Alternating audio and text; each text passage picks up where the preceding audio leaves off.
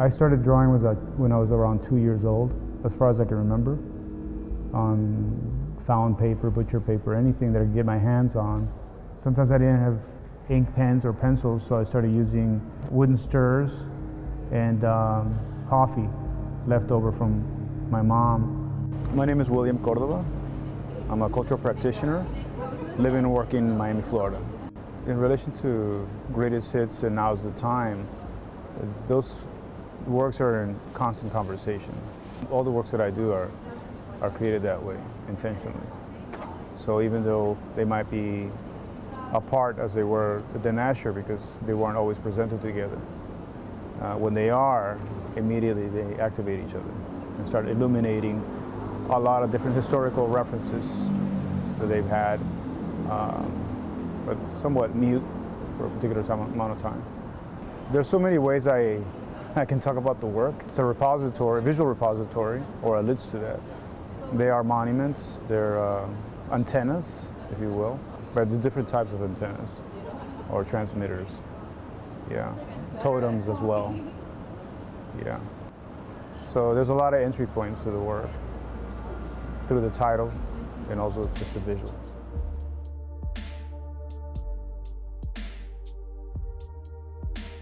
It isn't just music related. It has rhythm, but I also wanted to interpret the idea of an archive. What is an archive? How do you accumulate information? How do you create a repository? How do you show a repository? Or how do you show data physically? You can have a ton of books in a library, but record is also data. That's another way of saying data. But I decided to use records, vinyl records, to create a tower, or a totem, or an antenna. And the shards in the bottom show that the fragility of an archive or of data or records of history. Because when it's broken, you can't necessarily put it back together again. And so all of our histories are very fragile. And also, I wanted to make it look like a braid. It almost looks like a braid. There's data on top and there's data on the bottom. Different ways of recording data. Some is photographs, some are etchings on a gourd, vinyl records, of course, an old VHS tape, analog video record keeping before digital. And it's mixed in with certain symbols of rituals, a small little shot glass from Peru, more photographs, Santana LP, Chango, alluding to Yoruba, Santeria, all of which are practiced in different parts of the Caribbean and South America and the US, part of the African diaspora. But it's also woven with a lot of non-African histories and cultures in South America and in the Caribbean. So that becomes a little more complex a lot of times for people to understand, because we're usually conditioned to think that things are this way or this way and that there's no in between, but there's a lot in between. The title is Greatest Hits in relation to a musician having a collection of their best music, their greatest hits. But it's also in relation to getting knocked out. And then in the title, it's for Anime Aquash, who was an American Indian Movement member and leader who was executed in the mid-70s. It's for Tom Wilson, who was an African-American record producer who doesn't get a lot of credit. He was the one who turned Bob Dylan's music into rock music. He was the one who produced the Velvet Underground records, their first two. And then there's Simon and Garfunkel first rock record, because they were a folk duet. But he put rock music in their song, The Sounds of Silence. He was really instrumental in making these changes to these musicians, but he's completely forgotten and invisible. Afro-Andean guerrilla fighter whose husband was Tupac Amaru II, who both were executed when they were caught eventually by the Spanish. But growing up in Peru, I would see statues of her in different places wherever I went.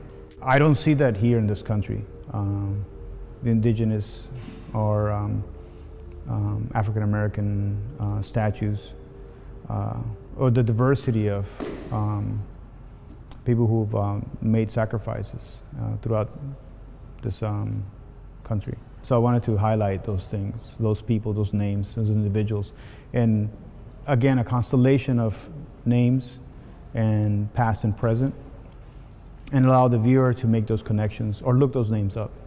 Yeah. So I'm not trying to be didactic. It's a poetic gesture through visuals and titles. Titles because I love writing and I like juxtaposing words together.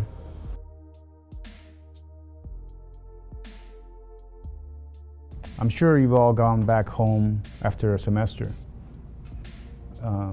or even 2 semesters, and then see that things slightly change at home, or even in the neighborhood.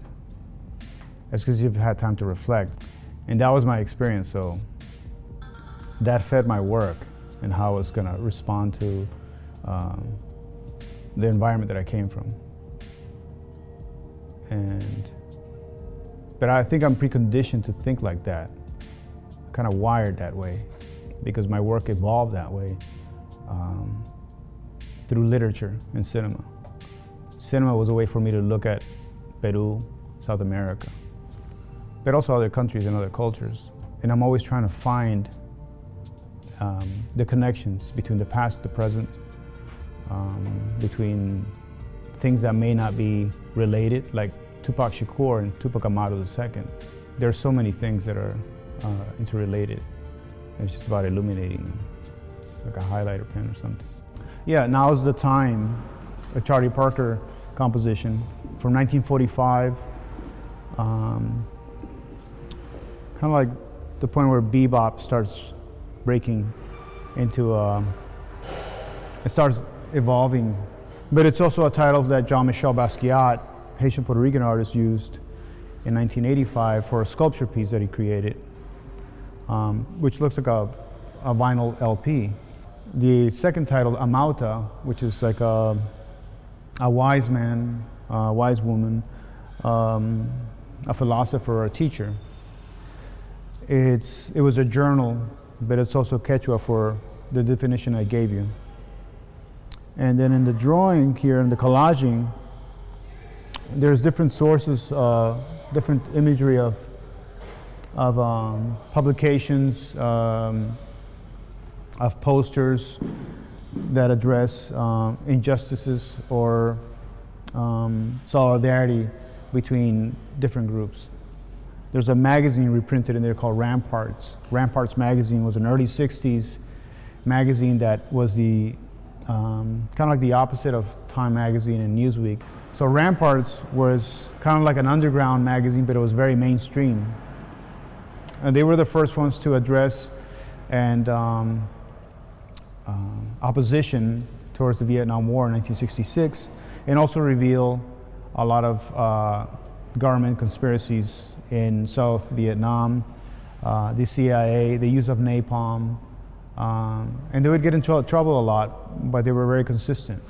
So they were extremely popular magazine at the time, but they folded in 1975.